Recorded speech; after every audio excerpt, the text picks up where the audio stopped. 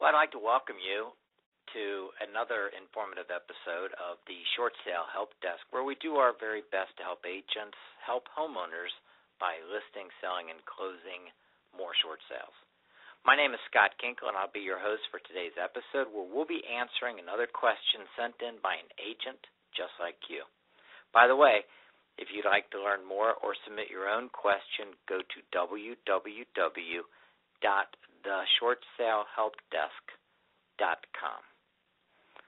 Now, our question today is a very interesting one submitted by Anita in Minnetonka, Minnesota.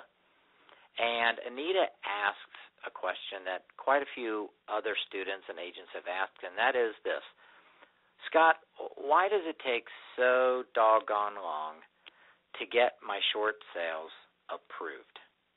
Well, Anita, I appreciate the answer or the question. I really do look forward to the answer, and I hope that it helps you and others alike.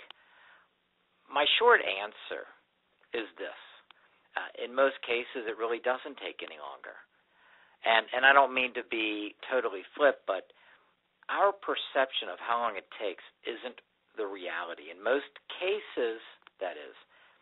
It's kind of like the perception you get of how much time you spend sitting at a red light, or how much time you spend when you're sitting at that table at a restaurant after you've had your meal and you're waiting for the server to bring you your check. The perception is a little bit different than the reality because it seems so much longer than it really is.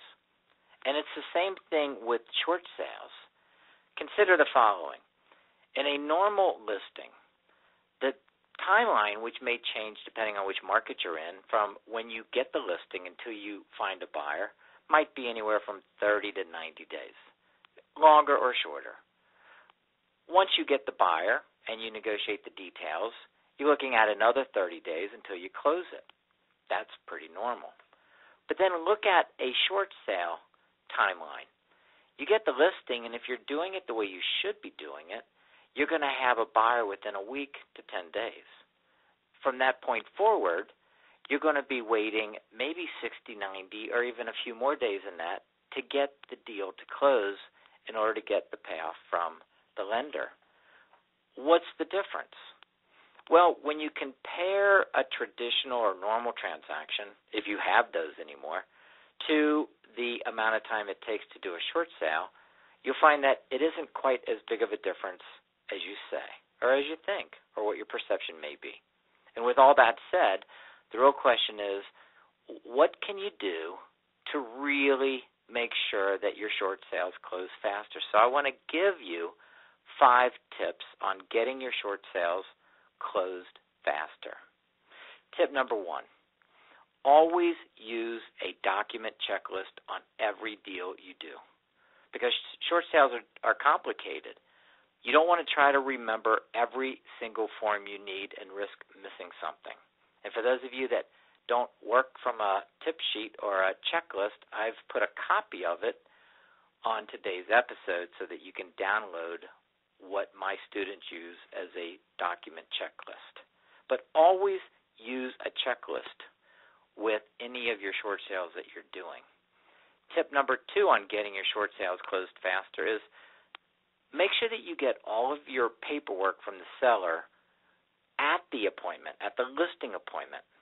Because once you leave their house, everything takes much longer. You're going to find that getting a hardship letter done after you've left the house is so much harder than getting them to do it while you're there. So if you want to get your paperwork faster, to get your short sale to close faster, get your paperwork from the seller at the time of the listing appointment. Tip number 3 on how to get your short sales to close faster: don't waste time with the wrong sort of buyer. Or, and I don't want to insult anybody, but don't waste time with the wrong buyer's agent. What do I mean by that? Well, one of the most common reasons a short sale falls apart is the unfortunate loss of a ready, willing, and able buyer. But then again, if they were really ready, willing, and able, they wouldn't walk away so easily.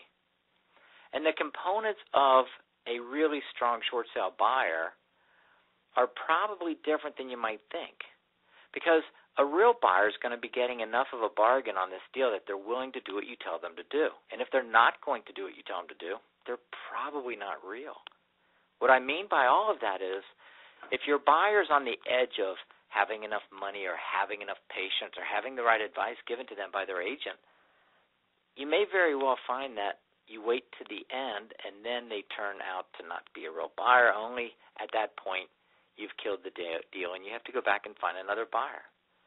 Tip number 4, only send a complete packet to the lien holder, or as you may think of it as the lender, because an incomplete packet, and this is probably one of the most critical mistakes that agents tend to make, and that is they send in a partial packet with all kinds of missing pieces of which they follow up and send individually. You need to make sure that you send a complete, comprehensive, professionally assembled packet of information to the lender at one time. You may have to send it over and over, but understand this.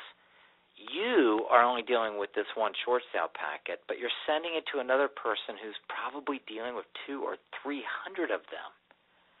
You don't want to take the risk of having them misplace one of the documents, and it's so easy for them to move your file to the end of the line because they're missing individual documents. So always make sure that you send a complete packet to the lender. Don't send partial packets. Even if they tell you just send us a purchase contract, send a complete packet. And then number 5, and the final tip for getting your short sales closed faster, is to follow up with regular calls to your lender. And try to stick with the idea that you're calling to verify, you're not calling to terrify. And what do I mean by that? Well, sometimes if you listen to agents who are very passionate about their clients and sometimes can become a little too passionate when things aren't going the way they want them to go. That's my polite way of saying they might possibly sound like they're screaming on the phone at someone at the other end. When you're calling the lender, you're talking to a person. You're talking to a person that probably is doing the best they can, and when you start alienating them, you'll find that things go slower, not faster. Screaming louder is not really a way of getting a lender to move any quicker. Don't call them up trying to terrify them into doing what you want. It doesn't work. Instead, follow our pattern, and we've had a lot of success with this. Call and just be nice and always think verify, not terrify. I was just calling to verify that you received our authorization. I was just calling to verify that you received our packet of information. I was just calling to verify that you've got all the necessary information. I was just verifying to see whether or not you needed anything, and on and on and on. Don't call them up and yell at them. So to summarize, 5 tips for getting your short sales closed faster. Always use a checklist. And by the way, a reminder, there's a copy of that at www.theshortsalehelpdesk.com. If you look in the actual tip sheet for this episode. Number 2, get all your seller's paperwork at the time of listing. Number 3, don't waste time with the wrong buyer. And again, a little more information about the right buyer is check out the other episodes at theshortsalehelpdesk.com. Number 4, send in a completed packet. We put a link to a sample packet where all the pertinent information has been blacked out, but you can look at that and see how we structure it. And finally, verify, don't terrify. Do your follow-up calls on a regular basis. If you follow these tips, you'll be surprised how much faster your short sales will close. I think you'll be much happier, and you'll have greater success. And before we wrap this episode up, I just want to take another moment to thank Anita for submitting her question. If you would like to submit your question, you can do so at www.theshortsalehelpdesk.com. You can leave a comment, grab your copy of the tip sheet, leave behind your question, your short sale question, and, of course, there's lots of other sources of information to help you get your short sales closed.